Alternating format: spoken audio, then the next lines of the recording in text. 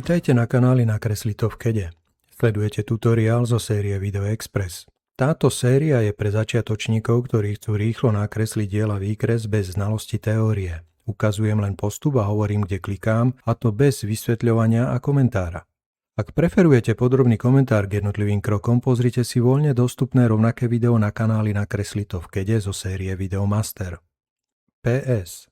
Ak sa vami používaný nástroj správa či vyzerá inak ako v tomto videu, najčastejšie je to odlišnou verziou FreeCADu alebo iným nastavením v hlavnej ponuke upraviť nastavenia. Verziami nastaveniu som sa venoval detailne v mojom úvodnom videu na kanáli Nakresli to v kede. Úvod máme za sebou, poďme tvoriť. Klikám na ikonu Nový súbor a disketu. Súbor uložím pod zvoleným názvom. Klikám na modrú ikonu New Body, nové teleso a ikonu New Sketch, náčrt. Zvolím si rovinu XZ a vyberiem nástroj kružnica. Kliknem do stredu osy a vytvorím kružnicu s priemerom 20 mm. Náčrt si posuniem doľava a kliknem na nástroj lomená čiara Polyline. Nakreslím od ruky náčrt dnešného modelu.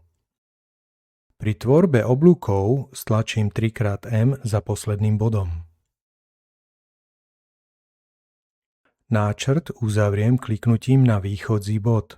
Kliknem na plochu pravým tlačidlom a označím oblúk aj čiaru a stlačím klávesu T tangenta. Informačné okno zavriem.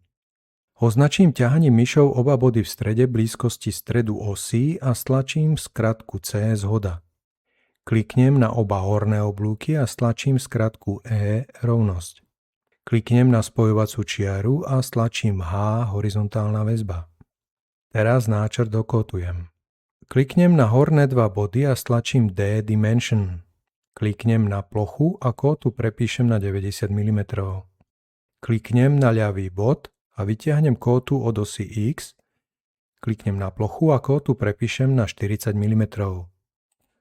Kliknem na ľavý oblúk a stlačím skratku D Dimension. Rozmer oblúka prepíšem na 15 mm. Kliknem na pravý bod, vytiahnem kótu od osy Y a po kliknutí na plochu prepíšem číslo na 85 mm. Kliknem na pravý spodný oblúk a plochu, rozmer prepíšem na 50 mm.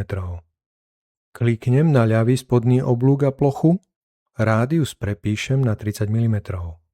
Stlačím skratku pre kružnicu GC a kliknem na horný ľavý bod.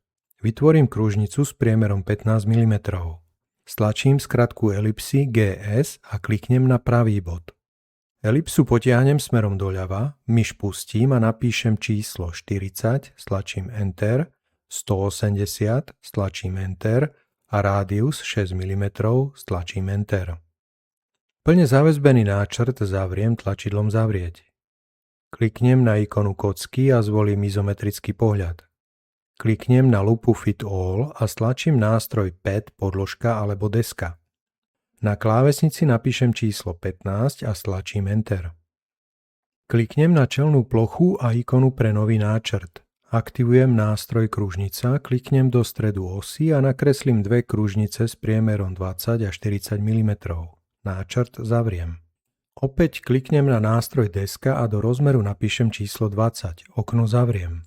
Označím hrany vzniknutého valca pri stlačenom CTRL a kliknem na ikonu pre zrážanie hrán. Hodnotu 1 mm ponechám a okno zavriem. V stromovej štruktúre modelu kliknem na symbol oka a u položky počiatok položku otvorím a vyberiem plochu XY. Na plochu umiestním nový náčrt kliknutím na ikonu New Sketch. Kliknem na prepínač pohľadov a zvolím si nástroj kružnica. Na osi Y nakreslím kružnicu 6 mm. Kliknem na plochu pravým tlačidlom, kótu kružnice potiahnem mimo. Kliknem na stred kružnice a stlačím D Dimension. Kótu od osy X prepíšem po kliknutí na plochu na 25 mm. Náčrt zavriem. Stlačím číslo 1 na klávesnici a kliknem na nástroj Pad, deska. Spôsob vyťahovania zmením na symetrický a pomocou smerovej šípky valec vytiahnem mimo obrys púzdra. Kliknem na hornú hranu navigačnej kocky a okno nástroja Pad zavriem. Na karte Model kliknem na oko položky počiatok. Kliknem na hornú plochu priečného valca a aktivujem nástroj kapsa. Kliknem na navigačnú kocku na pohľad spredu a potiahnem smerovú šípku celou dĺžkou priečného valca. Okno nástroja zavriem. Stlačím 0 VF za účelom kontroly a kliknem na čelnú plochu. Aktivujem ikonu nového náčrtu. Kliknem na nástroj lomená čiara Polyline a nakreslím jednoduchú lomenú čiaru rezu začínajúc na osi X. Kliknem na plochu pravým tlačidlom a stlačím D-Dimension. Čiary postupne okótujem rozmermi 80, 40, 60 a 25 mm. Náčrt zavriem a kliknem na riadok Label na záložke údaje v okne vlastností. Text zmením na Res. V stromovej štruktúre deaktivujem viditeľnosť náčrtu Res kliknutím na oko. Model je hotový. V paneli pracovných nástrojov vyberiem panel TechDraw a zvolím si výkres zo skupiny ISO v podobe slovenskej šablóny A4. Úprave šablón som sa venoval vo videu Master číslo 2. Kliknem na ikonu fotoaparátu a vložím 3D pohľad súčiastky. Okno zavriem. Pohľad posuniem a zmenším jeho mierku v okne vlastnosti na hodnotu 0,5. Vrátim sa na záložku s modelom a kliknem na ktorúkoľvek jeho plochu. Vrátim sa späť na výkres a kliknem na ikonu pre zadávanie pohľadov. Okno zavriem cez OK. Pohľad posuniem a nechám ho aktívnym. Stlačím Ctrl a kliknem na náčrt s názvom Res. Kliknem na ikonu pre tvorbu rezov, no tento raz zvolím druhú voľbu. V okne vlastnosti nastavím pohľad z hora dole, Res označím písmenom A, kliknem na Live Update. Okno zavriem. Pohľad rezu posuniem a nechám aktívny. V paneli vlastností zruším zaškrtnutie položky Hard Hidden. Označím falošné hrany a stlačím ikonu ceruzky na paneli nástrojov. V okne vlastnosti v položke viditeľnosť zvolím nepravda. Okno zavriem. Programom nesprávne zobrazenú čiaru rezu odstránim na záver v programe Inkscape. Postup predvediem vo videu Master číslo 6. Označím plochu otvoru a stlačím ikonu pre vkladanie osy a vyberiem prvú voľbu. V okne vlastnosti zmením jej hrúbku na 0,35 mm, okno zavriem. Označím plochu diery a stlačím ikonu pre vkladanie osy a vyberiem prvú voľbu. V okne vlastnosti zmením orientáciu čiary na vodorovnú, zmením jej hrúbku na 0,35 mm a okno zavriem. Označím oba kruhové otvory na hornom pohľade a kliknem na nástroj pre vkladanie osy do otvorov. Označím všetky 4 osy a kliknem na ceruzku. Zmením hrúbku na 0,35 mm. Označím dva ľavé vertikálne body elipsy, kliknem na ikonu pre vkladanie osy a vyberiem tretiu voľbu. V okne vlastnosti upravím hrúbku na 0,35 a pootočím os o 90 stupňov. Rovnaký postup uplatním aj v prípade dvoch pravých vertikálnych bodov elipsy. Teraz pohľad okotujem. Označím ľavý horný oblúk a stlačím D-Dimension. Vytiahnem kótu 15 mm. Rovnako označím pravý vonkajší oblúk a vytiahnem rovnakú kótu. Označím kružnicu otvoru a vytiahnem kótu 15 mm mimo pohľad. Kliknem ľavým a potom pravým tlačidlom a kótu vrátim späť. Kliknem na ľavý oblúk elipsy a stlačím D-Dimension. Kótu 6 mm vytiahnem mimo pohľad.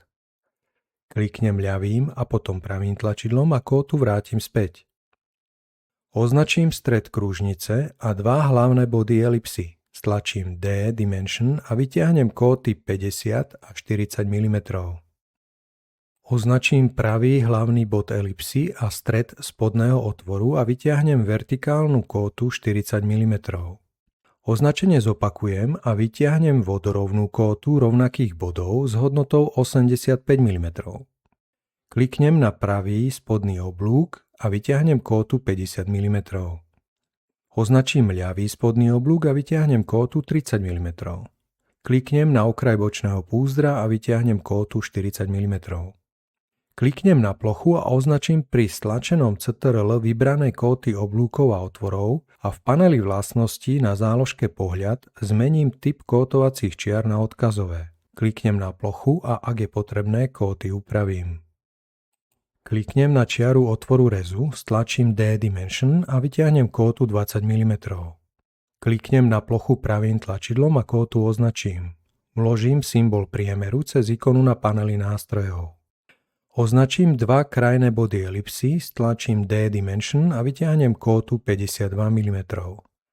Kliknem pravým tlačidlom na plochu, kótu označím a dvojklikom otvorím jej okno vlastností. Zaškrtnem jej referenčnú povahu. Okno zavriem. Podobne označím krajné body rezu, stlačím D-Dimension a vyťahnem kótu 130 mm.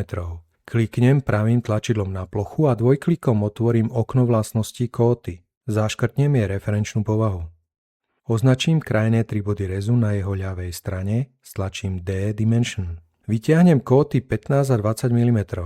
Označím stred otvoru a krajný bod rezu a vyťahnem kótu 10 mm. Kliknem pravým tlačidlom na plochu, kótu označím a v paneli vlastností na záložke pohľad zaškrtnem otočenie šípok kóty v riadku Flip Arrow Heads.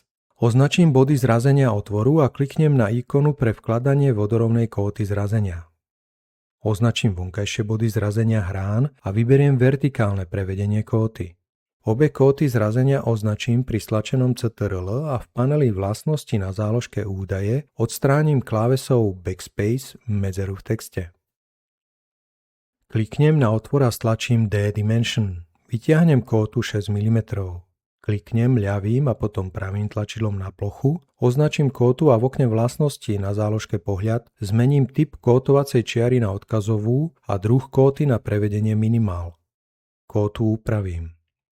Kliknem na res a stlačím ikonu Annotation, poznámka. Poznámku posuniem, otvorím dvojklikom a prepíšem text na res AA. V okne vlastnosti zmením štýl písma na bold. Stlačím ikonu lupy Fit All a ak je potrebné, upravím polohu pohľadov.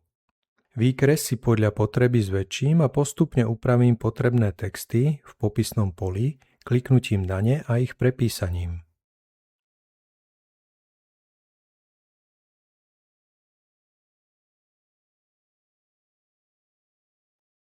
Upravím veľkosť výkresu kliknutím na ikonu lupy Fit All. Na záver kliknem na plochu výkresu pravým tlačidlom a zvolím Export SVG. V programe Inkscape odstránim prebytočnú čiaru rezu. Postupom sa zaoberám vo videu Master číslo 6. Po úprave dokument uložím na zvolené miesto vo formáte PDF. A to je dnes všetko. Nech sa vám darí.